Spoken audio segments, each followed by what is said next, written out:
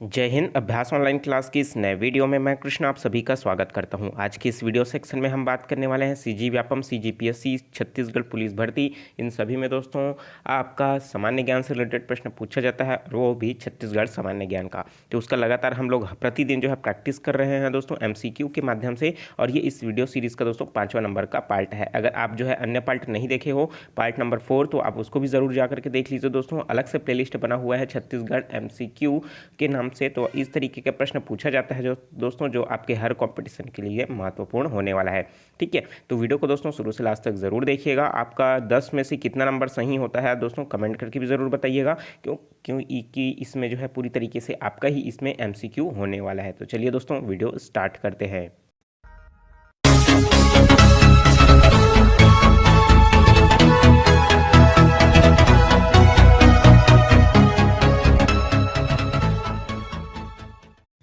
तो दोस्तों मेरे साथ भी ऑप्शन को आप जो है करेक्ट आंसर को अपना जो है कमेंट में देते रहिए, और साथ ही साथ मिला करके मुझे ज़रूर बताइएगा। ठीक है, तो चलिए। और दोस्तों अगर मैं जानकारी आपको बता रहा हूँ, इसके अलावा अगर और भी आपको जानकारी पता है तो बिल्कुल उसको दोस्तों बेफिक्र होकर के नीचे कमेंट बॉक्स में अपनी जानकारी जो है शेयर करते रहिए, क्योंकि दोस्तों बहुत सारे ऐसे स्टूडेंट होते हैं जो कमेंट बॉक्स पढ़ के भी जो है अपना ज्ञान बढ़ा सकते हैं। ठीक है, तो चलिए प्रश्न देखते हैं। निम्नलिखित में से किस जिले में बॉक्साइट के भंडार नहीं है? इस चीज़ को ध्यान रखिए, हमको बताना है नहीं है। तो ऐसा कौन सा जिला नीचे है दिया हुआ है जिसमें बॉक्साइट का भंडार जो है नहीं है? तो सबसे पहले आपको पता होना चाहिए बॉक्साइट जो है किसका अयस्क है दोस्तों? एल्यूमिनियम का अयस्क है।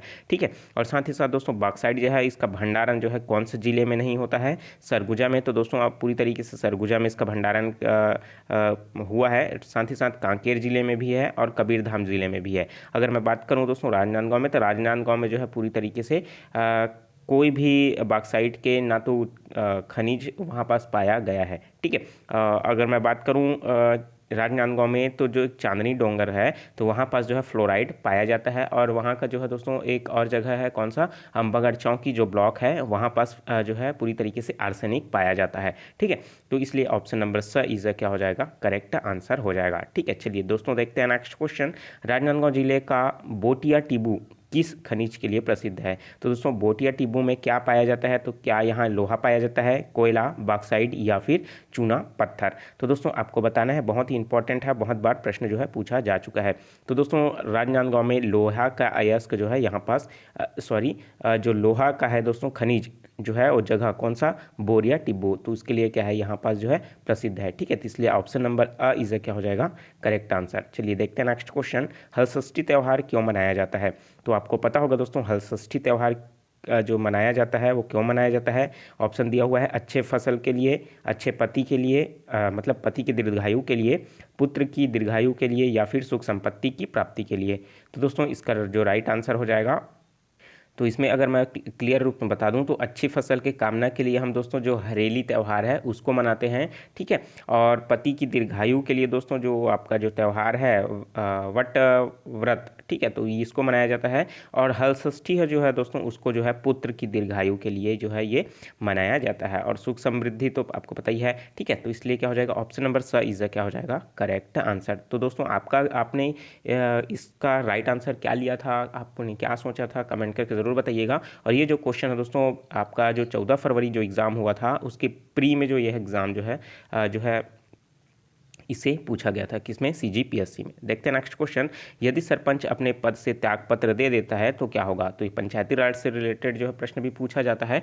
तो पंचायती राज का महत्वपूर्ण प्रश्न है दोस्तों ये, कि यदि सरपंच जो है अपना त्याग पत्र दे देता है तो उस समय क्या होगा? तो भाई ये आपको पता है कि जो छोटे छोटे पंच जो है मिल करके उसमें से क्या बनता है दोस्तों? एक को जो है सरपंच जो है उनके लिए प्रत्यक्ष रूप से चुनाव होता है जो बनता है। उसके बाद ही सर और भी पंच होते हैं। ठीक है, तो जब दोस्तों जो सरपंच है वो अपना त्यागपत्र दे देता है तो उन्हीं पंचों में से जो है आपस में निर्णय करते हैं, और स्थान पंच सरपंच जो है दोस्तों नियुक्ति की जाती है। वो साथ ही साथ पंच भी का पद संभालेगा और साथ ही साथ जो है दोस्तों सरपंच का भी पद संभालेगा।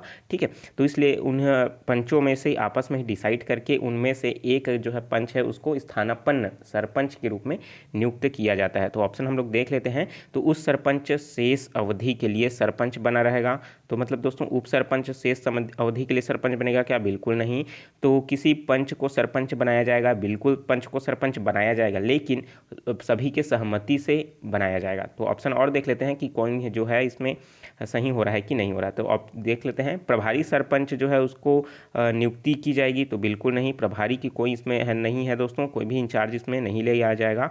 स्थानापन्न सरपंच का निर्वाचन पंचों द्वारा किया जाएगा, तो बिल्कुल सही है कि पंचों के द्वारा जो है निर्वाचन, मतलब उन्हीं के द्वारा जो है स्थानापन्न सरपंच की नियुक्ति की जाएगी। तो ऑप्शन नंबर द इज क्या हो जाएगा करेक्ट आंसर, क्योंकि ऑप्शन नंबर बी में दोस्तों सिर्फ पंच को सरपंच बनाया जाएगा की बात कही जा रही है, जो कि क्या है पूरी तरीके से पूर्ण सत्य नहीं है। ठीक है हालांकि सही है लेकिन पूर्ण सत्य नहीं है, क्योंकि उसमें जो है सरपंच नहीं बनाया जाएगा, वहाँ पास स्थानापन्न सरपंच बनाया जाएगा। शब्दों को ध्यान दीजिए, स्थानापन्न सरपंच और सिर्फ सरपंच में बहुत अंतर है। ठीक है, चलिए तो देख लेते हैं नेक्स्ट क्वेश्चन। घनश्याम गुप्त का संबंध किस एक से के स्थान से है? ठीक है, कौन सा स्थान से है, कौन किसके साथ इसका जो है दोस्तों संबंध है, हमको ये बताना है। ऑप्शन दिया है रामकृष्ण मिशन, बी दिया है आर्य समाज, तीसरा दिया है सत्य शोधक समाज और चौथा दिया है ईसाई मिशनरी। तो बहुत ही इंपॉर्टेंट है, रामकृष्ण मिशन की स्थापना किसने की थी? स्वामी विवेकानंद ने की थी। आर्य समाज की स्थापना किसने की थी? दयानंद सरस्वती ने की थी। सत्य शोधक समाज है, इसकी जो स्थापना किसके द्वारा की गई थी? तो ज्योतिबा बा फूले के द्वारा जो है किया गया था। तो ईसाई धर्म में ईसाई मिशनरी की स्थापना बहुत सारे ईसाइयों द्वारा मिलकर के किया गया था।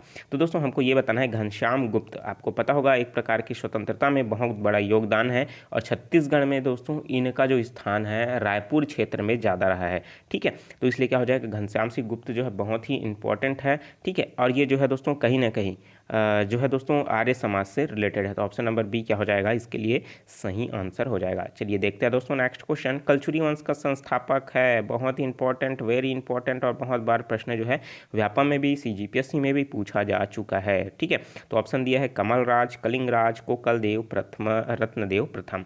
तो इसके लिए राइट आंसर जो हो जाएगा वो क्या हो जाएगा दोस्तों? कलिंगराज। कलिंगराज ने क्या किया था?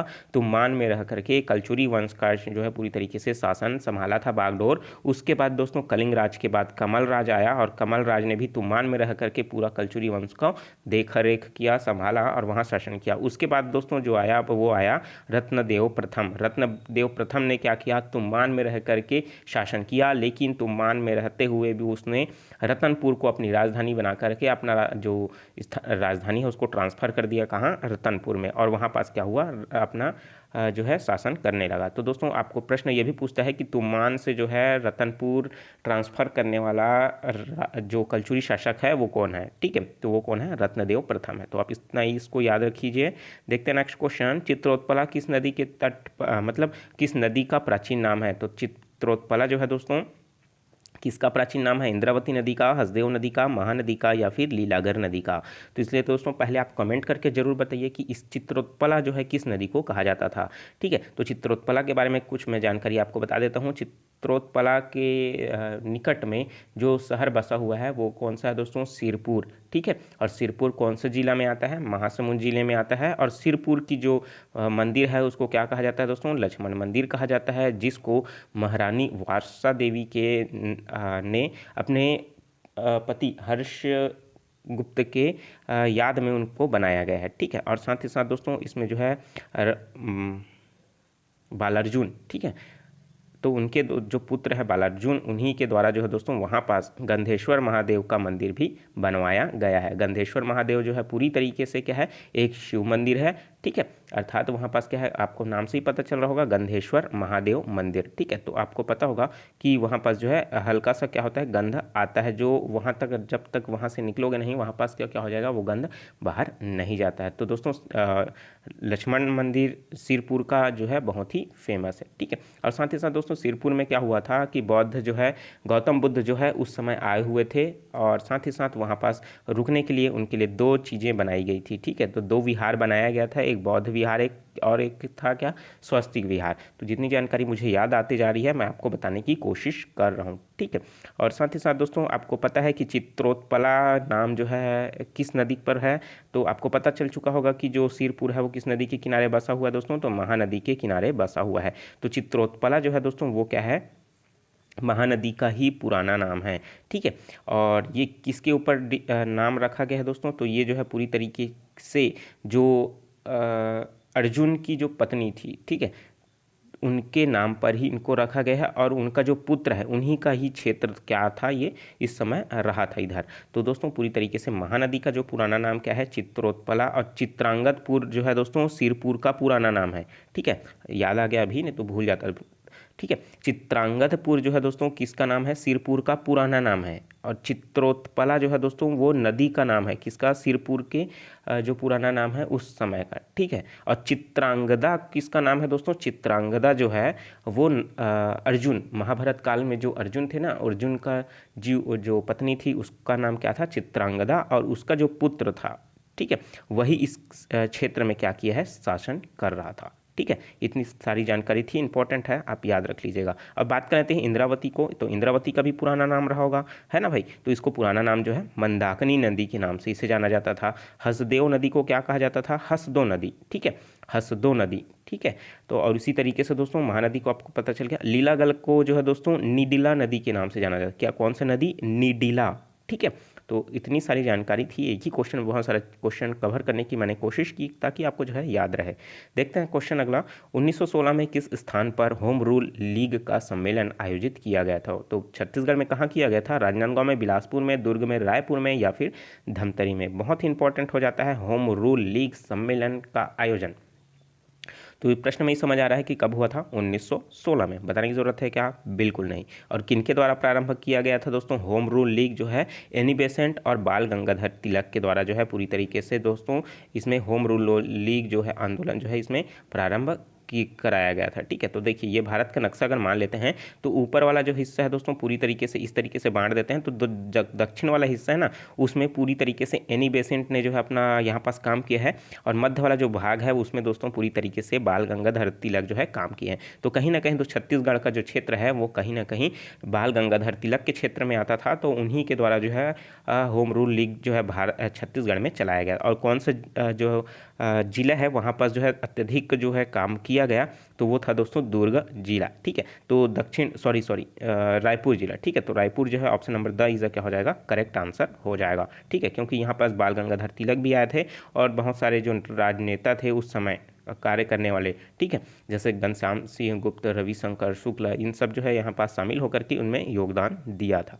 ठीक है, उसी तरीके से अब बात कर लेते हैं नेक्स्ट क्वेश्चन। उम्मीद करता हूँ जो मैं आपको बता रहा हूँ जानकारी आपके लिए बहुत ही हेल्पफुल रहा होगा, और वीडियो को दोस्तों जरूर लाइक कर दीजिए, और जो चीज़ समझ नहीं आ रहा है उसको बिल्कुल पूछिए दोस्तों, नीचे कमेंट बॉक्स खाली है, और हो सके तो आप मुझे इंस्टाग्राम में ज़्यादा से ज़्यादा क्वेश्चन किया कीजिए ताकि मैं वहाँ पास रिप्लाई जल्दी दे देता हूँ। रीज़न ये है कि वहाँ पास मेरे फॉलोअर्स अभी कम है, तो फटाफट मैं रिप्लाई मिल जाता है। ठीक है, तो कहीं ना कहीं उसमें ज़्यादा क्वेश्चन पूछने की कोशिश कीजिए। ठीक है, चलिए देखते हैं बिलासपुर में राउत नाचा प्रारंभ कब हुआ था। तो ये भी दोस्तों आपका प्री में जो है क्वेश्चन पूछा गया था, जो 14 फरवरी को एग्जाम हुआ था CGPSC। ठीक है, कब हुआ था दोस्तों, 1998, 2001, 1978 और 2008। तो दोस्तों ये जो है पूरी तरीके से इसके लिए राइट आंसर क्या हो जाएगा, आपको पता होगा 1978 में जो है दोस्तों बिलासपुर में राउत नाचा महोत्सव जो है प्रारंभ हुआ, जहाँ प्रत्येक वर्ष जो है दिवाली के अवसर पर जो है राउत नाचा जो है महोत्सव कराया जाता है। और ये कौन सा जाति के द्वारा किया जाता है, तो ये यादव जातियों के द्वारा जो है